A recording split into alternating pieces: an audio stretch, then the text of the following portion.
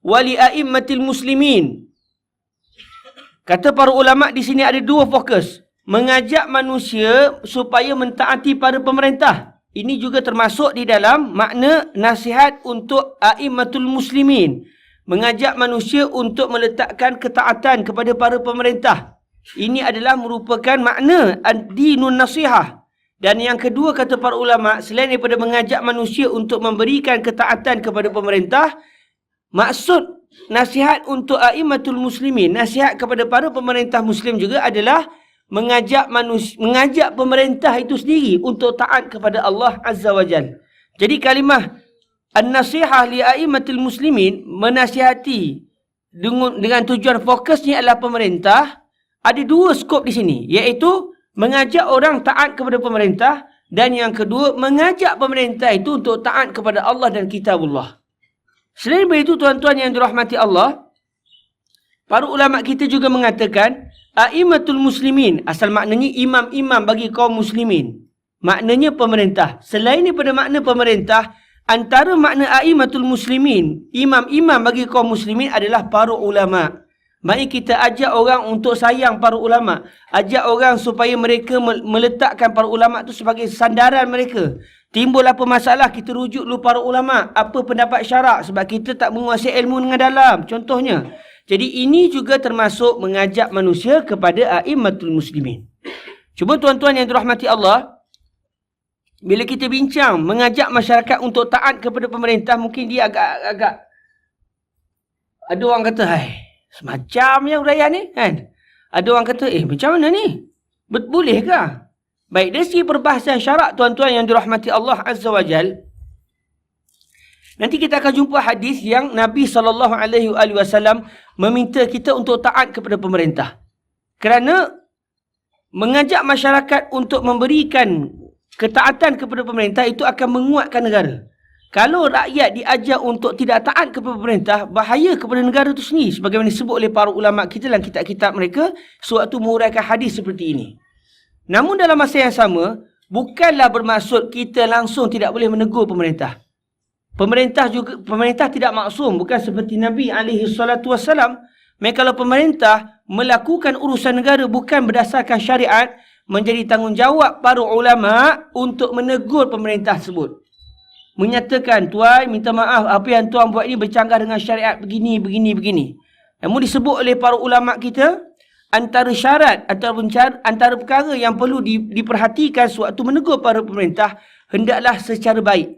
Tidak boleh kita tengking pemerintah depan orang ramai, sebab itu akan menjatuhkan maruah dia. Bila rakyat memandang seorang pemimpin itu jatuh maruahnya, dia akan menyebabkan kesan besar kepada negara dan orang akan buat lebih kurang kepada pemerintah. Namun tidaklah bermaksud tidak boleh menegur. Boleh menegur. Nabi Allah Musa AS juga diperintahkan oleh Allah untuk menegur Firaun, yang merupakan pemerintah Mesir ketika itu. Tetapi hendaklah dengan bahasa yang lunak, sebab tujuan kita menegur supaya dia mendengar teguran kita. Secara biasanya, kalau seseorang itu ditegur secara kasar, dia tidak akan mendengar teguran tersebut. Namun kalau ditegur secara baik dengan niat supaya dia berubah, maka teguran itu sangat-sangat akan memberi kesan kepada orang yang ditegur. Cuma tuan-tuan yang dirahmati Allah, untuk konteks Malaysia ni, apabila kita diberikan peluang untuk memilih pemerintah, makanya kita kena memilih pemerintah yang mempunyai peluang untuk melaksanakan syariat. Kita kena ajak orang untuk pastikan pemerintah yang ingin dilantik adalah pemerintah yang mahu menghidupkan masyarakat dengan syariat.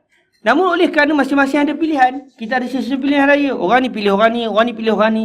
Dan akhir nanti akan ada yang menang dalam pilihan raya. Jadi dia pun menjadi pemerintah. Apabila dia sudah menjadi pemerintah, maka ketika itu, walaupun mungkin kita tidaklah memilih dia sebagai pemerintah peringkat asal, namun apabila dia sudah menjadi pemerintah, menjadi kewajipan, sebagai disebut oleh para ulama ahlu sunnah wal jamaah, menjadi kewajipan bagi rakyat untuk taat kepada dia. Maknanya kalau arahan dia itu bertepatan dengan syarak, kita kena ikut.